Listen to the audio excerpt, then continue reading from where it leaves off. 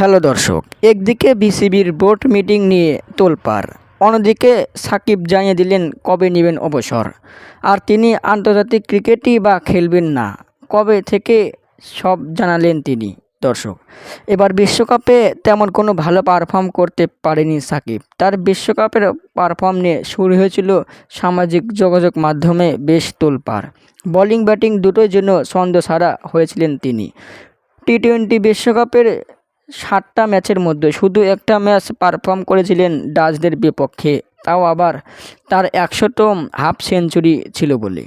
তাছাড়া আর কোনো ম্যাচেই ভালো পারফর্ম করতে পারেনি। বোলিং শুরুর দিকে একটা দুইটা ম্যাচ ভালো করেছেন। এবার সব সমস্যার সমাধানে তিনি জানিয়ে দিলেন কবে নেবেন অবসর। তিনি সাংবাদিকদের মুখোমুখি হয়ে বললেন, বিশ্বকাপের শেষ ম্যাচটা খুবই হতাশাজনক।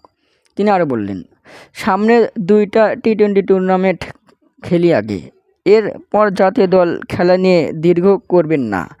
আগামী আগস্টে পাকিস্তানের বিপক্ষে 2টা টেস্ট ম্যাচ খেলার পরই সিদ্ধান্ত নেবেন তিনি।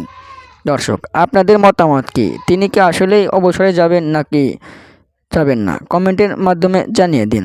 ধন্যবাদ।